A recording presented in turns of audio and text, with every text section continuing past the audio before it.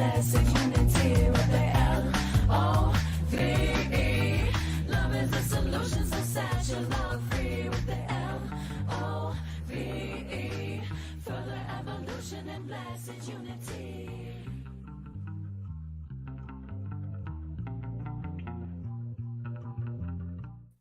Good morning. Welcome back to the Self-Love Show. I'm your co-host, Dawn Light, with my beautiful sister here, Trish Wright. And we are the Self-Love Show team. And we're tuning in live for you every week. And for those that are new, welcome. And for those that join us weekly, we're so grateful to have you and host you and to do this beautiful work around self-love. And so today we have an amazing guest. Oh, before I introduce our guest, I want to just remind you to go take a gander and a peep at our YouTube channel and all the podcast platforms. We live there too. And so we have more than 3 years worth of content by now. And it's so juicy because it supports you in up-leveling your self-love. And the more we like, share, and subscribe, we get the word out about self-love to everyone because it comes in all shapes and sizes. And there's all kinds of spiritual curriculum taking place on this earth. And it's important to really lean into loving ourselves more and more and more and having better relationships. And so that's our mission here, is to support you in self-love and having the best relationships possible. And so thank you for hearing that. And today we have an amazing guest. Love her so much. This is a sister friend. Molly Mandelberg is here with us, and she's here to talk about creative expression as self-love. And so before we jump into conversation, I'm going to read your beautiful intro. So allowing your creativity to come through you, whether through art, movement, or entrepreneurial endeavors, feeds you with energy. There are plenty of ways this creative energy gets stopped up or throttled, and there are also ways to grant yourself permission, unleash the flow state, and revel in the joy of your creativity expressed. Ooh, juicy. Yes. Join us for this week's episode, The Self-Love Show, with Molly, right? And so Molly is the founder of Wild Hearts Rise Up, creator of Magnetic Influencer Collective, and also the writer and illustrator of the Wild Hearts Rise Up Oracle deck. She is the host of both Tactical Magic podcast and Reveal the Game of Life podcast, as well as best-selling author. After spending years mastering content creation and online marketing, Molly finds her bliss in bridging the worlds of heart-centered healing and transformation with the practical business strategies of leveraging a message into a global movement. She is certified NLP coach, an Access Consciousness bars facilitator, a transformational leadership coach, and a full-time nomad. How cool is that? Molly works with coaches, healers, and conscious leaders to broadcast their messages with ease so they can reach more people and make more money with less time spent. She travels the world full-time and runs her six-figure business out of her self-converted Sprinter van tiny home. Molly loves helping her clients to systemize their work and master the magnetics of marketing so they can experience more freedom and make an even bigger impact and difference. Yes, yes, yes. Welcome. We're so excited to have you. Thanks for having me. Happy to be here. Mm-hmm. Well, some of you know, and maybe some of you don't know, but Molly has helped me really step into my coaching practice. You were one of the foundational pieces of really helping me refine my website and talk me through what is it that I do offer. Many conversations that we had to I don't know how to put this into words, but can I interpretive dance it out for you? Yes, I speak in you're Molly has also helped me also with my website and my copy and helping me understand how to deliver it out. So this is a special day to celebrate you, Molly, and thank you for how pivotal you've been in both of our lives. And so we're just hugging you and thanking you and letting the world know how amazing you are at what you do. Truly. Yeah, it's a huge gift and pleasure to get to support people like both of you and the clients that I work with who are on a mission to change the world, who want to really make a bigger difference, who want to support human beings to navigate the challenges of their lives with more ease and grace and joy, and to get to amplify that mission for different people is like such a treat. It feels like a huge ripple effect that I get to create. Yeah. Yeah. Beautiful. What?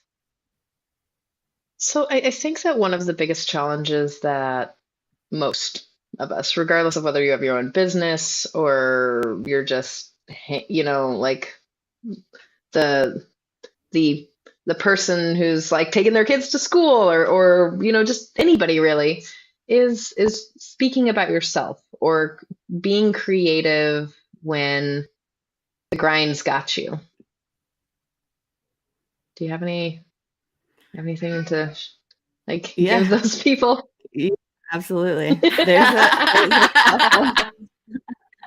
There's a couple things I would say to that. First off, the grind gets you sometimes. And I think that's Hmm. sort of inevitable. The reality we live in is unfortunately kind of based on hustle culture and capitalism, and that we think we need to push and force it to either get ahead or just get by.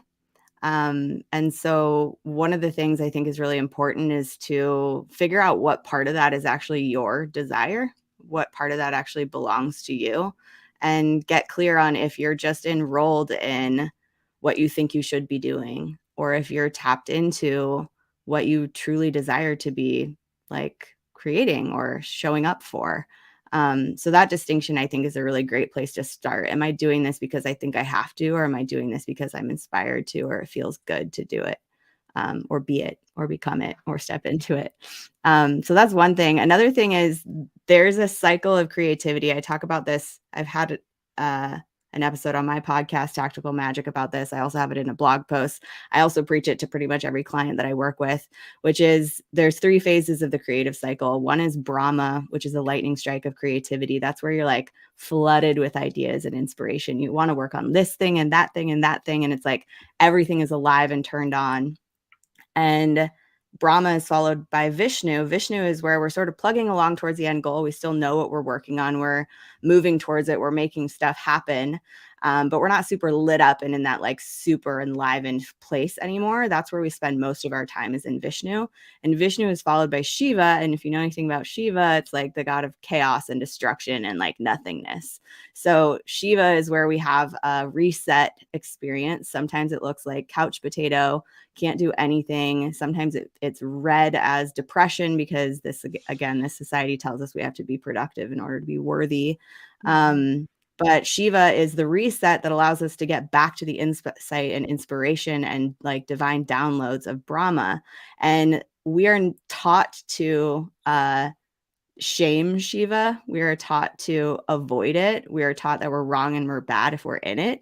And so I think a really big place of permission for people moving forward in their lives is recognizing sometimes there's a down. Sometimes there's a pause. And if you can allow for that pause, if you can give yourself permission to pause, then new ideas can come to you. New opportunities can be like trickle into your awareness, because you're no longer in this like push, push, push, or hate yourself if you're not pushing. When we get those like judgment, emotions, stuff out of the way, then there's more allowance. And in allowance, and in that Shiva allowance, there can be new light, new projects, new stuff can come to you. But we have to allow for it. And Shiva can take a different amount of time for different people. Sometimes it's an hour or two. Sometimes it's a year. Like that pause is going to be different. And depending on what we've been doing, it's going to be different for every person and different every time. But that's one of the main things I would, to answer your question, is encourage people to find more permission for themselves and give space for the pause, knowing that the pause will lead to a new idea or a new opportunity or a new insight that sparks that light in you again. Mm-hmm. Gorgeous. I love that you referred to it as Brahma, Shiva, Vishnu, or Vishnu, Shiva. And we spend most of our time in Vishnu, which makes sense. That's the tactical, hands-on doing. I find myself, that's so relatable where I'm at, and I have been in those Shiva times myself. And it's really relatable to my own client process. When I'm sharing with clients, I actually say the seasons. I'm like, are you in a summer season or are you in a winter season? And sometimes the winter season can go much longer than we ever think, and people often can get caught when they have like when it rains it pours kind of concept in their life, and they think they're going to stay there forever. And it's like, no, spirit is like cleaning out the closets of your life so that you can make room for the spring. Yeah, And totally. it's a very similar structure and concept, and Yeah, I love natural that. too. Yeah, it's so And natural. the phases of the moon, the seasons of the planet, like Mhm. it's bred into us like on a cellular level that there is a time for pause and regeneration. And Absolutely, and yes, and to honor it. yeah, It's sacred. it is. Yeah. Yeah, it's like mulching the old things that no longer work in your practices, in your business, in your life, like what's not serving you anymore. And it's safe. Give yourself permission to see it, love it, let it go, Yeah. and make space for what's ready. I love that we're having this conversation on like a new moon also, because it's like, yeah, Totally. fresh beginnings. What else is Yeah, possible now? right. Yeah. Yeah, beautiful. Yeah, it's such a magical time right now. The Lionsgate portal and like all it's so powerful time right now. It seems one of my friends just had a baby in this time, like born on Lionsgate. I was like, wow, what an auspicious birth. Yeah, that's awesome. Yeah. Yeah. So tell me more about, what your juicy topic is about, creative expression and self-love. Tell me what you feel that is for you. And Yeah, I am I'm a maker of things. I, like you mentioned in my way probably too long introduction bio, I make a lot of things. I have 2 podcasts. I've published 2 books. I'm an artist. I built a house in a van that I travel in. I travel full time. I serve my clients in like a variety of ways, group programs, memberships, one-on-one services, all kinds of different things. And yeah, I also, like I said, make art and write and build things. And to do that, I have to take really good care of myself. But also in doing that, I find so much self love is the easy way to say it. But it's like um, resilience, it's tending to my heart, it's uh, channel of light that gets poured through me. There's something that happens when we follow through with a creative project, or we even just play in the creative space in some way. It doesn't matter what your medium is. It could be dance, it could be business, it could be writing, it Mhm. could be art, it could be anything. But there's something that happens when we allow space for that creative energy and we do the thing or become the thing, that we're basically like flowing light through us. And when we do that, when we allow creativity to be expressed, it fills us up with that light. And so Mhm. there's this pleasure feeling. I know sometimes it can be, you hate your painting so much that it's really like a sad thing or a anxious thing. That can happen too, of course, when there's judgment involved.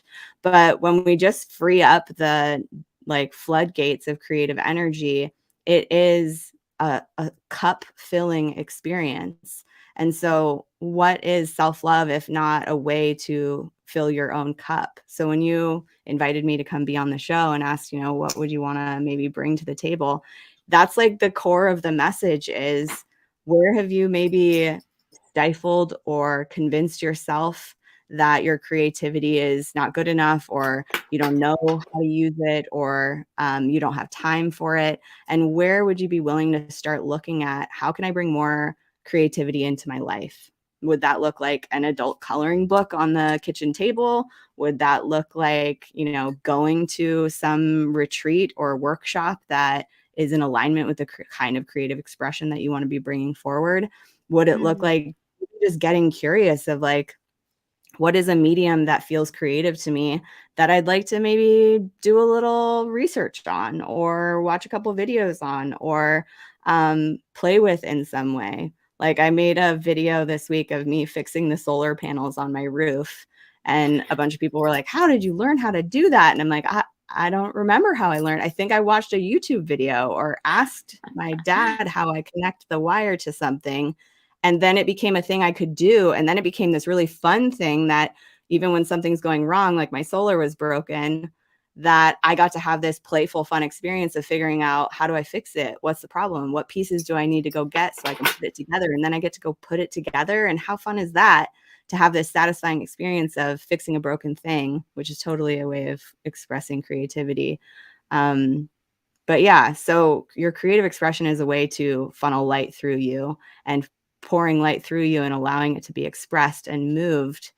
It's such a gift to your being that it's absolutely a form of self-love. Yeah. That's just beautiful the way you bring that forward. It is so true. It's like letting go of the judgment of how you perceive your creative energy, because I can use me as an example. You know, right now I'm in a very busy, productive time. I've had the most busiest summer I've ever had, really, and it's great. And I'm also launching my program, and I'm in the middle of, I'm going to do a launch before Burning Man and another, challenge after. And so it's this big stretching. I also facilitated my first medicine circle like ever in my life this month. So it's like a big stretching capacity going on. And so my actual like creative energy is being funneled in these ways, and when I get on and write emails, and when I get on and like work on my business on the back end, that's where my creative energy is going. And it's also being with my family, and prepping for Burning Man is also a creative endeavor, and and I'm going to get to go and express my creative artistic self in dance and movement and play, which is exciting. So yeah, I'm really, really excited to just allow more creative unleashment going on in my world. Yeah. And Yeah. I had to get out of that judgment of thinking that I'm not creative because I'm not painting or doing art. Totally. Yeah. Yeah. I like that you touched on that point of the judgment has to go away. A lot of what I see with entrepreneurs and coaches and healers is there's so much judgment about, how do I do it right?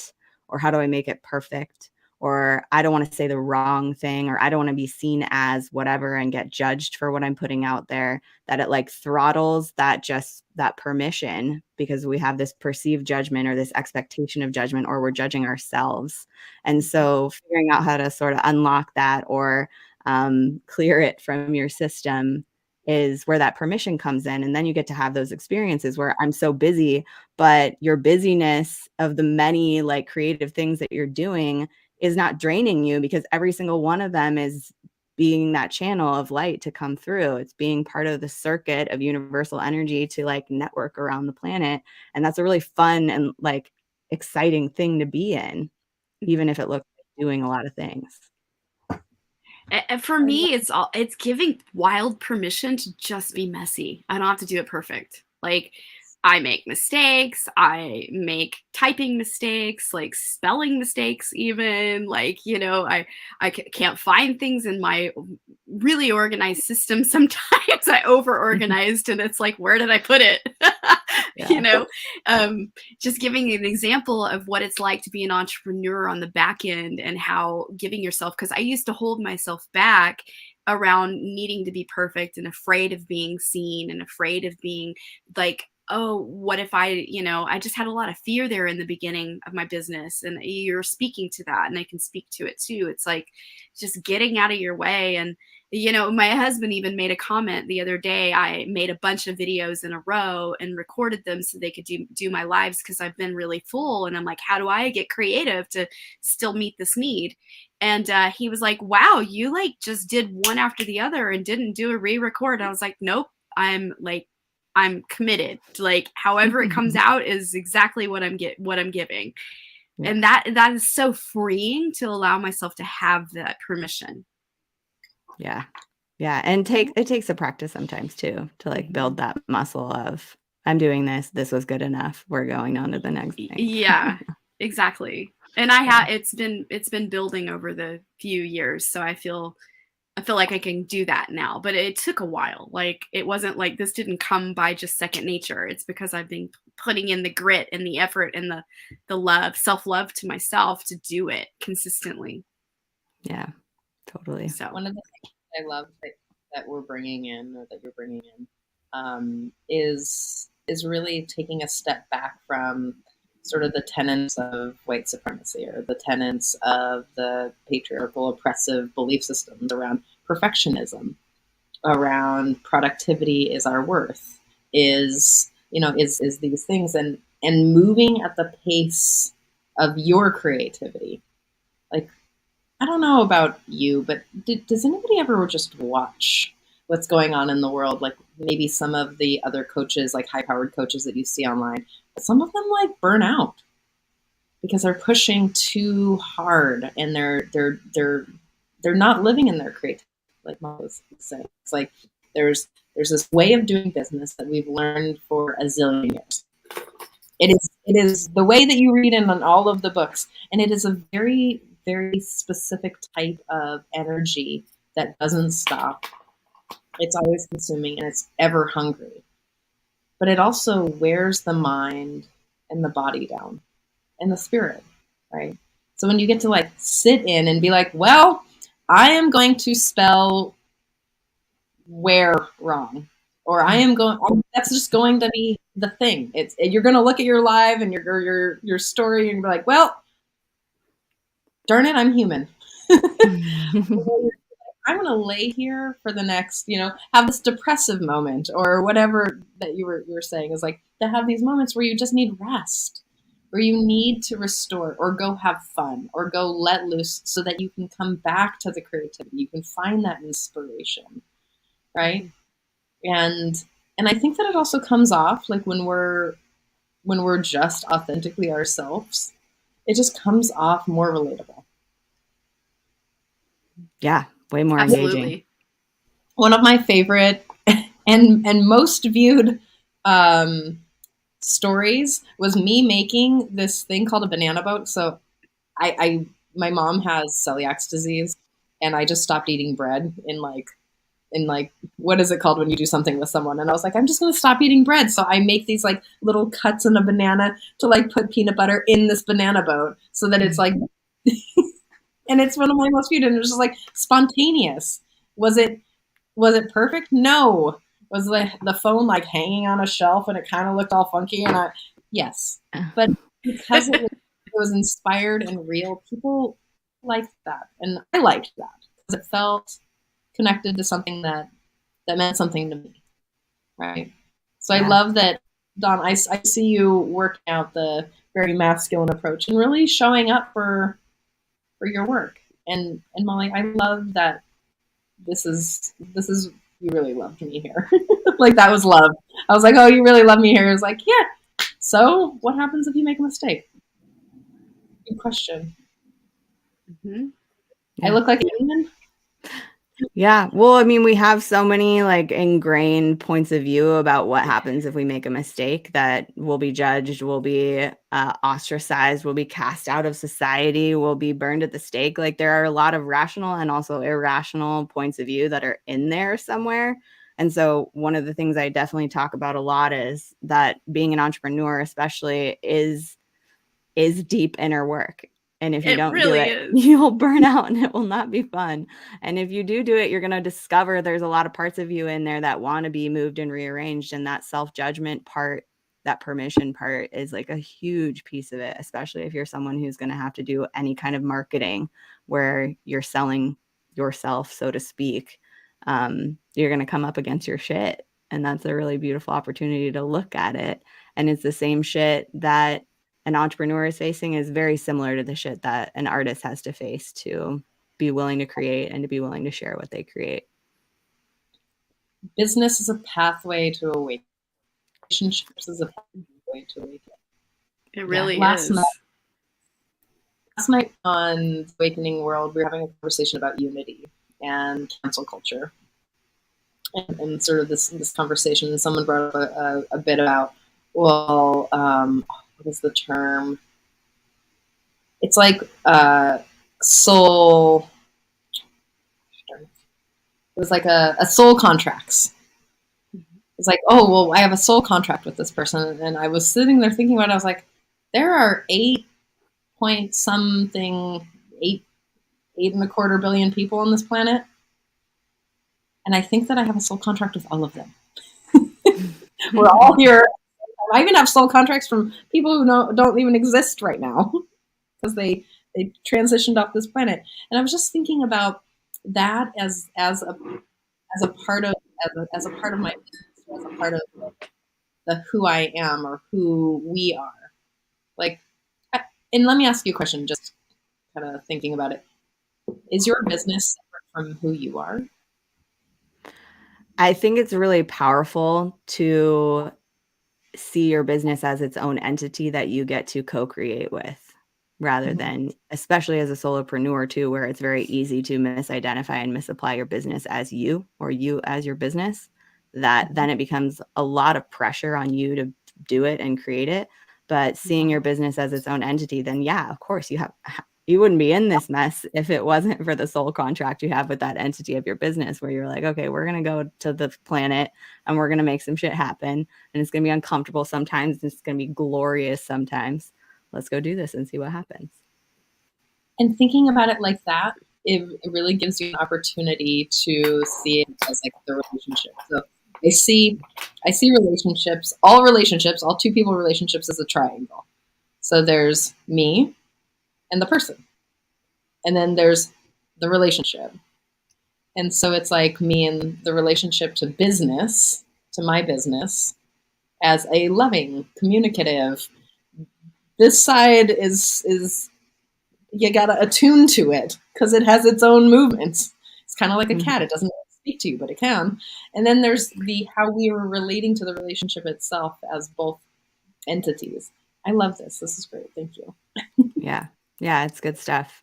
And it's a nice lens to see it through, because that means that you're not, number one, you're not alone in this. If you are a solopreneur, that you're actually have a teammate and it is your business.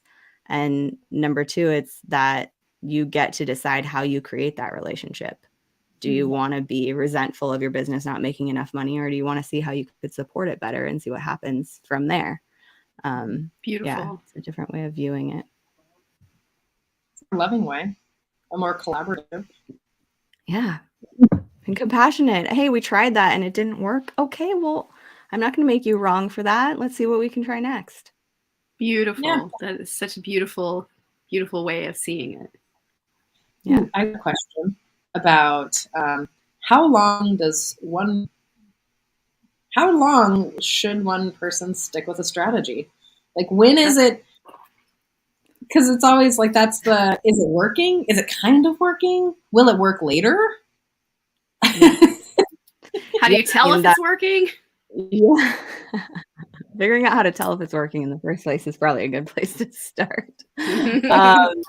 There's no solid or concrete answer to that. The answer is really, are you thinking about quitting it because it's uncomfortable and that you're like annoyed with how slow it's moving, if it's moving slow, or are you actually being guided and led into a new direction? So that takes, I think, some self-awareness to sort of discern the difference between, am I hopping ship or am I being led to something different? But I will say my first couple years in business, I was a quote unquote niche switcher, and I would change the entire focus of who I was serving and how I was helping them. It happened like 4 times in the first year and a half of my business. And every time I would change my niche, I would just attack it. I would go full steam in that direction until I felt the dissonance in the direction I was moving. And that was an inner part of me saying, something about this is just not right. Not that I'm failing because it's not working, but it doesn't feel like the path I want to be on. That's the time to move. When you feel that honest dissonance with what you're trying to create, where you're trying to get to, or what you're focusing on right now, if there's honest dissonance, bail. Absolutely bail. Don't do something that isn't full alignment and enthusiastic like place for you to be creating. That's okay. And you can also come back to it later. If it's something that was just not for right now, it will tap you on the shoulder again and say, hey, I want your attention. Cultivating that inner listening, honoring that inner listening makes it louder.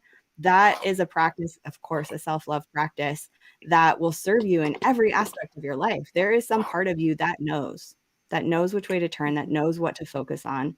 And learning to listen to that and trust that and act upon it is like the biggest game you can play, I think. I love that. You're so speaking my language right now. Like, I literally last year, after I launched my program and completed it, I had, just as there's a wild expansion, there's also the contraction that you need to go through. And I think I had spent so much time visualing, conceptualizing, pouring love into it. It was a long sacred yes project for me to birth the program that I created. And yes, I worked on it diligently for the last year and a half to birth it, but it actually was a 6-year project, truly. And through like graduate school and then it not working out the first time I tried to launch something to so it was a long standing thing. But then after I actually led the 17 women, well, really 9 total, but it was 17 in the beginning. But after I led those women through that container, and it was wildly successful on all those fronts, like really, truly, it was an amazing experience. But afterwards, my part of me was like, go ahead, launch again. And then I was like, I heard this like, be still, sit, be still. And I was like, wait a minute, that is the opposite of like what my pocketbook wants, right? Like, oh, okay. And I had to really lean in and give myself permission to do that. And I was in this Shiva kind of mulching stage in a way. And it took me a year. And it's the craziest thing. I didn't even realize this. But when I sat down to do my challenge, I put it on the calendar. And when I realized, I was like, oh my God, I picked the exact dates, exact as the year before without knowing it. And that was like so spot on about listening to my intuition, and that I'm led by my intuitive process inwardly about my business, even though it's perceived as much slower this last year than I would have wanted in a way. But I actually, like, the momentum came back, and I actually heard Spirit's voice say, get back to it now. After the winter and the spring, and I moved and many things took place. Yeah. And that's just me allowing my intuition to lead instead of like being this pushing, driven. And now there's momentum, energy behind it. That's the thing, is when we're pushing through the time we need to pause and we're forcing it, it doesn't have the same magnetism as when we're allowing space for that intuitive hit to say now or to say this. And when it says now and this, and then you act upon it, it's like this magnetic field is created that draws people to it, that draws you to it in a way that's not like fabricatable. There's a couple things. Okay. Oh, What did you say? I was gonna say there's like a couple things. So I have my team. So I'll just share a little. My team, Roy and Russell, are like, they've been waiting for me to do these things, and I'm like, it's not quite right yet. Like, I don't feel inspired to get on video. And I know what that looks like because I've watched the videos that I'm not inspired. It's got to really come from, and there's a point of being like resistant, like, oh, I don't want to do it. And then there's the point where it's like, oh my God, I'm on fire, let's do it. And it always shows up in the world different when I'm actually doing it from my inspired action. You know, one of the things early in the pandemic, the little like, I come up with little sayings that really help me out. And one of the things was inspired loving is inspired living. And so inspired living is inspired loving. And so it's like, I just want to mention that it's an incredible privilege to have a business and that you're running yourself, but it's also an incredible privilege to think the way that I'm thinking. It's like to live from inspiration, to love from inspiration, because there are many people in the world that do not get the opportunity to have enough spaciousness in their life to afford rest, inspiration, authentic expression. So I just want to say, just name that. And if you do have any space to really allow yourself to rest and wait for the inspiration. Yeah. Mm. And do Definitely. something that lights you on fire, right? Ideally, yeah. Do something you actually want to be doing. Yeah. What's the Again, a huge privilege, but that takes some curiosity to figure out too. And it takes bravery and honesty to choose yourself, that no matter what your circumstances are, that you can choose yourself to create that in your life. That just because you might have a 9 to 5 that takes a lot of your time doesn't mean that you don't have the capacity to choose spaciousness.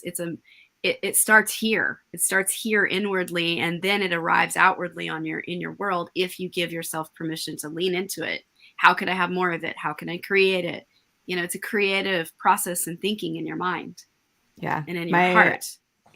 My co-host Chris Tomaso and I on the Reveal the Game of Life podcast did an episode called, I think, Service or Servitude. And we talked a lot about that. Like, you could be waiting tables or you could be an entrepreneur, but either way, no matter what set or setting you're in, you have the opportunity to bring presence, to bring alignment, to bring, consciousness into that space. And that can alter your experience of the job you're doing, no matter what it is that you're doing.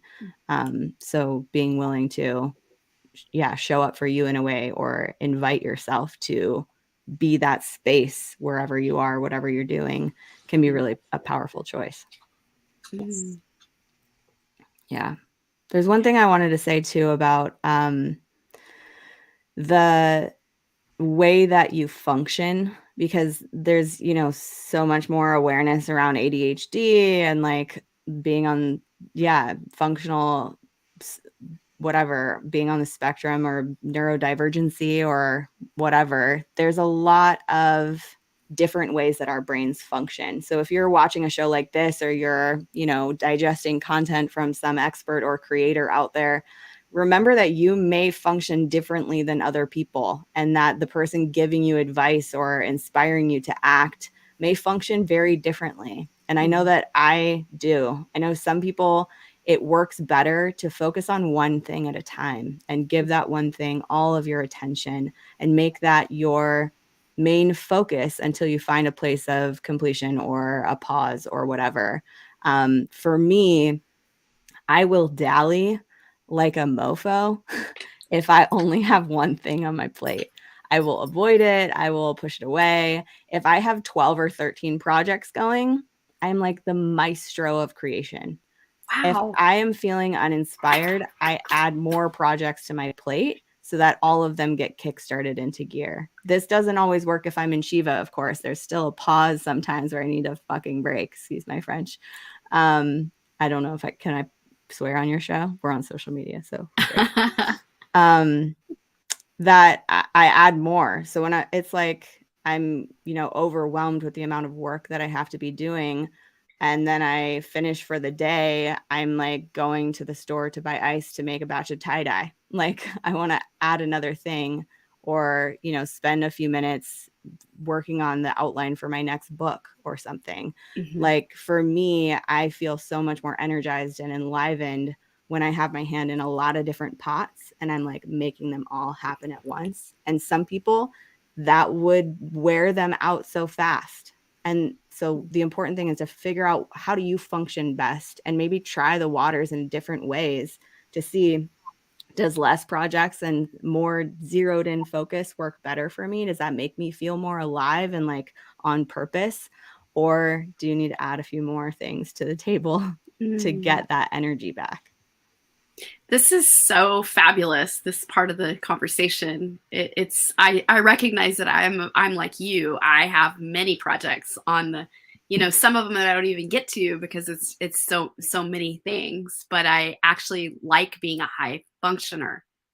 It's something that brings energy and excitement and keeps me going. But I also have to balance it out with that spaciousness and self-care time. So I know this about myself. Like, I'm a hot spring goer. I love the like cold hot thing. and sweating in the sauna. So I own a sauna for that reason. And I own a soft tub. And so I actually, to complete my loop, instead of craving the need to go to the hot springs, I have a DIY project in my backyard right now, which is I'm building a cold plunge. So Nice. it's exciting. And that was me honoring my entrepreneurial journey and my self-care of what I really need to keep me finally attuned so I can serve at the highest capacity, because I have clients and I want to serve deeply. And so in order to give that spaciousness and capacity to be able to really be in that place of just like give my all, I also have to fine tune myself to do that. And with my own practices balanced with a family life and the projects I got going on, I'm like literally spinning many plates. And so it's good. I'm high functioning. Yeah. And that would be wildly overwhelming to other people, to certain people. And Mhm. so, yeah, recognizing that that feels full and enlivening for you is really, really powerful. And there's nothing wrong with being someone who wants to do one thing at a time. Absolutely nothing wrong with it. Yeah. And I love your invitation as an entrepreneur to explore where is the sweet spot. Is Yeah. it one project? Is it 5? Is Yeah. it like where's the sweet spot for you? And I think that's a really, and it's also goes with like client load. What's the sweet spot? Like, where do you resonate deeply? Where does it like feel like, this is it, versus like, oh no, Yeah. Yeah. Yeah. Same thing. Some people want to do just one-on-one services and don't want to get into group program work, and that is fine. Some people only want to do group program work and don't want any single session one-on-ones, and that is fine too. I like having all of them, but that's how I function. Tell us about the journey of what it's like to be an entrepreneur, to go from one-on-ones to serving. I mean, that group, I'm doing it, but Yeah. it just, the journey of that, and like how does it land when your group really starts humming, and you've launched many times, and I'm in my second time around this time, so it's Yeah. just starting. And It's really fun. I think for somebody who wants to be at the front of the room or facilitating the energy of a group, there is nothing more fun than that. There's nothing more fun than having a whole group of people who are engaged in the same conversation, who are working on the same things and excited to be there. And my favorite part about it is that once you get a group like that together, when they're there and they're showing up, it's not even about me facilitating anymore. They're supporting each other. And that is Totally. like the most satisfying thing to witness, that you created a space that then breeds like best friends and like deep community, them with each other. And it's not even about you anymore. That's like really, really fun and satisfying to know that you helped make a space where that could happen. But yeah, I love it. I love working one-on-one with my clients. I love seeing the pieces of the puzzle of their businesses come into place. I love seeing the pieces of the puzzle of their inner world sync up and line up so that the thing they're creating is easier, or the thing they're creating gets more traction and momentum because they've gotten out of the way of it happening. Mhm. And to do that in group settings where we're all witnessing it in each other. There's something really powerful about having a shift. There's something more powerful about having that shift witnessed by someone else. And that's only magnified when it's done in a group setting, that more people are seeing it and acknowledging it in you. It becomes harder to deny that truth in you and acknowledge that in yourself when many other people are witnessing it. So, yeah, it's really fun. The launching process, I mean, the main big program that I launch is my 6-month program, Magnetic Influencer Collective, which we abbreviate to call MAGIC. And it's a really solid mix of inner work and transformational growth with business strategies and showing up and automating and mastering your marketing as much as possible. But I've been running that for 4 or 5 years now at this point. So the launch process of that is pretty dialed in and fun. It doesn't feel scary knowing that launch is coming up. I don't feel overwhelmed with the pieces of the puzzle. They're all pretty much there, and I just enhance them or add to them each time. So yeah, it gets easier. There's a lot of setup at the beginning to create a project like that. And then the more you're willing to rinse and repeat and get feedback and improve, the easier it gets over time to just have those things running and to put them on your calendar and be like, that's happening, I've got that. Or let me plan, when the emails are going to go out beforehand, or how I want to show up for it this time. Mhm. Yeah. It gets easier. It does get easier. Like, I as an entrepreneur, I had to learn the really challenging thing of listening to someone else around, give me a piece of advice saying like, oh, this program will work better for you than what you have. And so I had Kajabi in the beginning, and then I switched to FG Funnels, and then it was a hot mess. I couldn't like navigate it on the back end as easy as I could Kajabi. So I just switched back to Kajabi, and it was like, holy moly, what a freaking nightmare of a journey, like having to do a launch and then like put it all back in. Like, so I'm finally landed in the like, functioning zone. I won't have to recreate all these things. It's like in there now. And like next time around, it won't be that way. It's like, man, yeah. What a journey. I'm glad you moved back. Yeah, I know that was a clunky choice. And hard thing to deal with for a while there.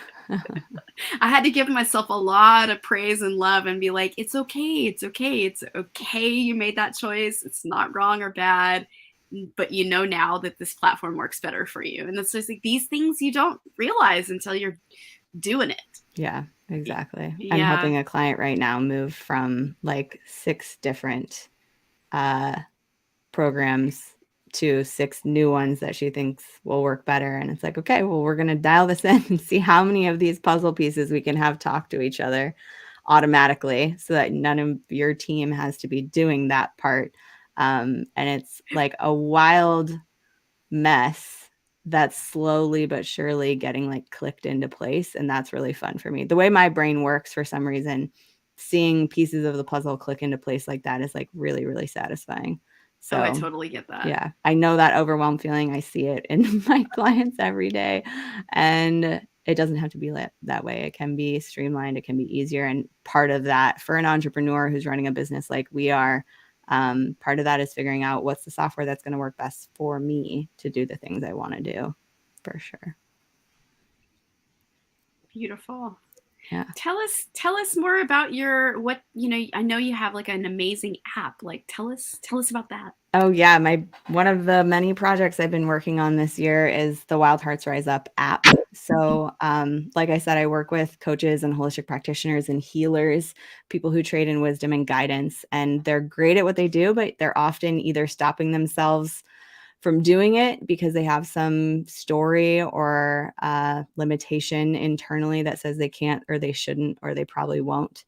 So I do a lot of guided meditations, hypnotherapy sessions, inner work to unleash and unravel those stories that say you shouldn't. And also I work with people on the actual business strategies. How do you want to show up? What tools can we implement? What could make marketing your business as a healer or as a leader that much easier? And over the years, I've created lots of resources, from templates and video walkthroughs to actual guided meditations and things like that. So the app has a lot of stuff in it. It's free for the first month, and then it's $5 after that. It's called Wild Hearts Rise Up. And people are loving it. There's also a community platform, so you can get to know other people who are in the same boat and working on the same kinds of projects, and have a little dialogue there, or celebrate your wins if you create something and have people cheering you on. But it's really fun. It's on I think Google Play Store is what it's called, and the iPhone App Store. And it's called Wild Hearts Rise Up. So if anybody out there has been enjoying this conversation and wants to check it out, I would love, love, love your feedback in there, and also to get to know you in the community platform aspect. Ooh, yeah. I just downloaded. I'm looking. You downloaded, awesome. Yeah. There's a lot of stuff in there. I know it can be kind of confusing.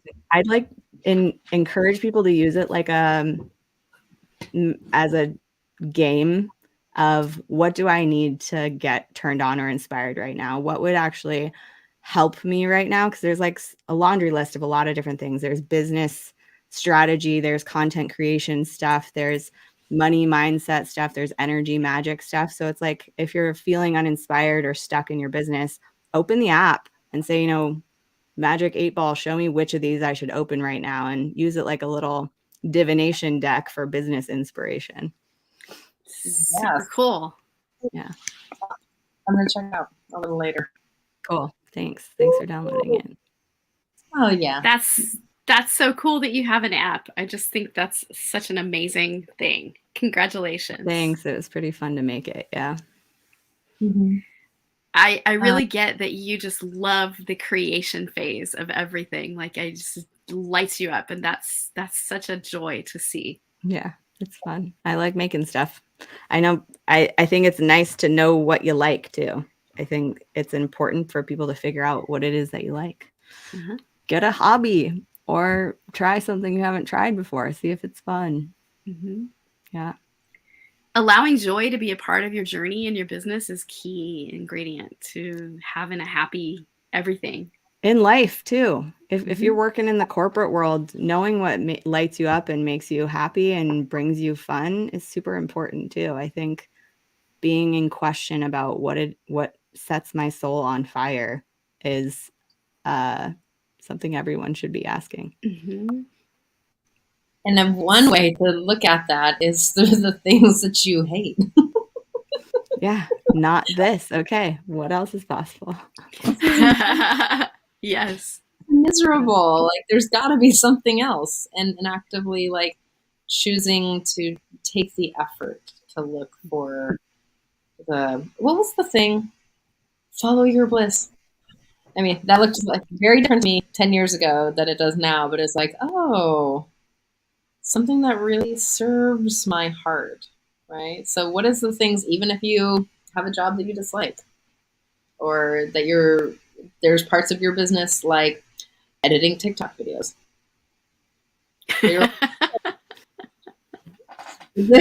I don't like that because I'm like, why am I doing this? All of these filters, blah, blah. And I'm like, okay, what do I like about this? I like putting on the Auntie Trish wig, and I like being sassy. And Roy goes, I like doing the editing, and I'm like, great. Now, and it's like finding the things that really can create the inspiration. So for me, just so you all know, like you don't know, having connection pieces or collaboration is something that really drives my creative expression or drives my inspiration. That as much as I love doing things on my own, I love having a teammate. I love having someone who will like call me up and complain about like the whatever thing is whatever, or things that we can talk about, or things that we can check each other on. Like that actually, that's the sad part for me about being an entrepreneur, is that there's not more communities, unless you're working with Molly, apparently. Communities. They exist, yeah. To do your own thing within community.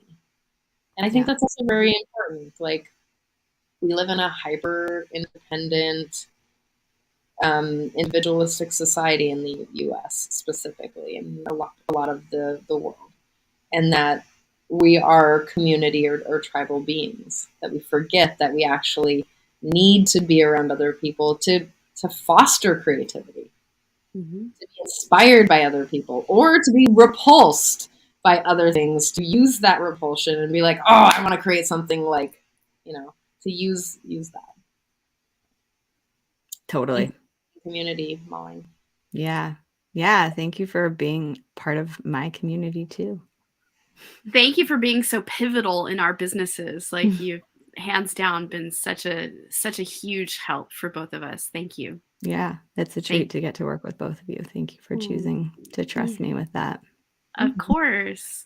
I met you so long ago, and it was like, I knew when I met you, I was like, I'm keeping that woman in my corner. Like, yeah, I felt that vibe. And then we ran into each other at the grocery store at like 7:30 p.m. on a Monday in Sebastopol or Santa Rosa. Yeah. And I was like, there's something happening here. Okay, let's work together.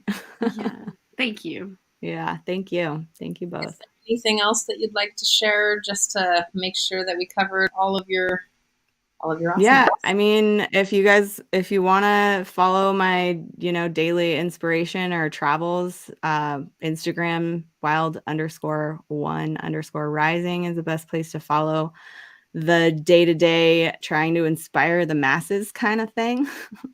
And then, yeah, I've got a monthly membership if you want a low stakes way to dive into being in community with your business. That's called the Copywriting Cohort. And 2 podcasts. Tactical Magic is for spiritual women entrepreneurs. It vacillates between healing, transformational strategies to also business strategies. And then my other show, Reveal the Game of Life, is really just talking about consciousness and how to bring more winning to the game of life. Beautiful. Yeah. Can you just say the Instagram bit again? Yeah. wild_1_rising. Yeah. Right, I'll put that in too. Put it in the chat here for you. Awesome. Thank Cool. you. You guys have some awesome stuff coming up too, right? Yes.